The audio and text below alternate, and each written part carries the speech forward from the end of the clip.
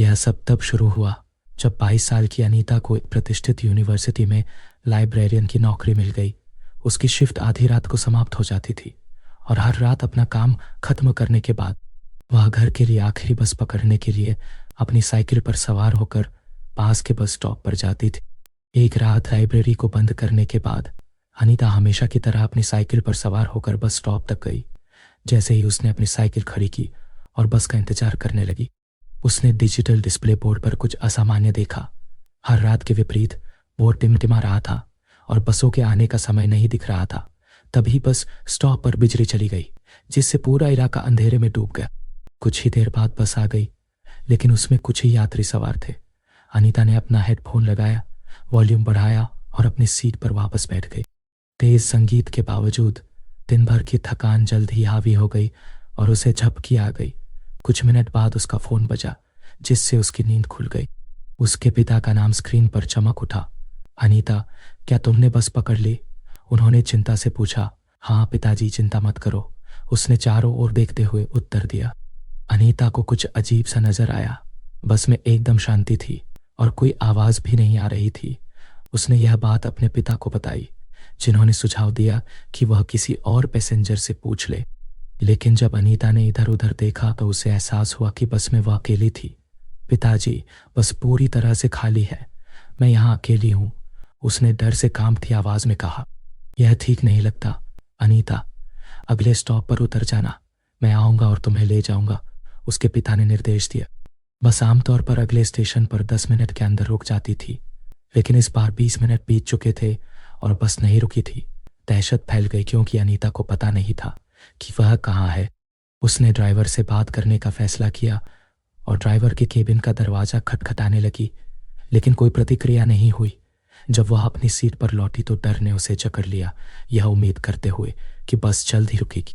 थोड़े समय के बाद बस अंततः धीमी हो गई और एक सुनसान स्टेशन पर रुक गई। बाहर बहुत अंधेरा था। अनीता ने खिड़की से बाहर देखा तो प्लेटफॉर्म बिल्कुल खाली था। उसका डर और बढ़ गया। उसने जल्दी से अपने पिता को दोबारा फोन किया, लेकिन कॉल नहीं लगा। अनीता घबरा गई। उतनी ही देर में उनके पिता का फोन आया। पिताजी, मैं बाहर कुछ भी नहीं देख सकती, यह पूरी तरह से अंधेरा है, उसने कांपती आवाज में कहा। अनीता, अपने फोन पर अपना जीपीएस चेक करो, इससे हमें यह पता लगाने में मदद मिल सकती है कि तुम कहाँ हो, उसके पिता ने सुझाव दिया। उसने अपना फोन चेक किया, लेकिन जीपीएस उसकी लोकेशन ट्रैक नहीं कर सका।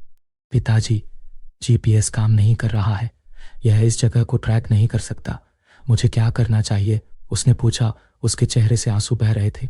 शांत रहो अनीता, आसपास कुछ होना चाहिए, शायद कोई इमारत या चर्च, चारों ओर देखो और अगर तुम्हें कुछ मिले तो मुझे बताओ, मैं पुलिस की मदद लेने की भी कोशिश कर रहा हूँ, उसके पिता ने उसे आश्वस्त किया। अचानक अनीता के फोन से सिग्नल चला गया। हिम्मत जुटाकर अनीता बस से उतरी और इधर उधर देखने लगी। अंधेरा बहुत गहरा था और सन्नाटे में केवल उसके कदमों की ही आवाज गूंज रही थी। अचानक उसने अपने पीछे कदमों की आहट सुनी। ऐसा लगा जैसे कोई उसका पीछा कर रहा हो, लेकिन जब वह मुड़ी तो वहां कोई नहीं था। वह चलती रही, उसका दिल उसकी छाती में धड़क रहा था। तभी उसने दूर से एक धीमी रोशनी देखी और तेजी से उसकी ओर बढ़ी। यह एक पुरानी शांत लाइब्रेरी थी। अनीता लाइब्रेरी में दाखिल हुई, इस उम्मीद से कि कोई उसकी मदद कर सके। जैसे ही उसने अंदर कदम रखा, लकड़ी के भारी दरवाजे चरमराते हुए उसके पीछे बंद हो गए। लाइब्रेरी धूल भरी पुरानी किताबों से भरी हुई थी और टिमटिमाती मोमबत्तियों की हल्की रोशनी थी। उसने आवाज लगाई, हेलो, क्या यहाँ कोई है? लेकिन उसकी आवाज वापस उसी तक गूंज उठी। मदद के लिए बेताब उसने एक फोन ढूंढने का फैसला किया। उसे डेस्क पर एक पुराना रोटरी फोन मिला और उसने अपने पिता का नंबर डायल करने की कोशिश की, लेकिन कोई डायल टोन नहीं था। अचानक मोमबत्तियां बुझ गईं, जिससे पुस्तकालय अंधेरे में डूब गया। तभी उसे अपनी गर्दन के पीछे एक ठंडी सांस महसूस हुई। वह पीछे मुड़ी और अंधेरे में एक छायादार आकृति खड़ी देखी। आकृति करीब आ गई और अनीता उसकी खोखली आंखें और मुड़ी हुई मुस्कान देख सकी। वह चिल्लाई और दरवाजे की ओर भागी, लेकिन दरवाजा नहीं हिला। घबराहट में अनीता को एक इमरजेंसी एग्जिट याद आया जो उसने पहले देखा था। वह उसकी ओर दौड़ी, लेकिन छायादार आकृति उसके ठीक पीछे थी। वह किसी तरह दरवाजा खोलने में सफल रही और रात में लड़खड़ाते हुए बाहर निकल गई। वह तब तक दौड़ती रही जब तक वह दोबारा बस स्टॉप पर नहीं पहुंच गई। जैसे ही उसकी सांसें संभली, उसने देखा कि एक आदमी उसकी ओर दौड़ रहा है। उसका चेहरा पुस्तकालय की आकृति की तरह ही विकृत और विचित्र था। उसने हाथ हिलाकर उसे रुकने का इशारा किया, लेकिन वह भागती रही। उसने पीछे मुड़कर देखा तो बस स्टॉप पूरी तरह खाली हो चुका था। बहुत थकान के कारण अनीता बेहोश हो गई। अनीता का फोन फिर से बजा। फोन की आवाज से वो जाग गई और इस बार उसके पिता थे।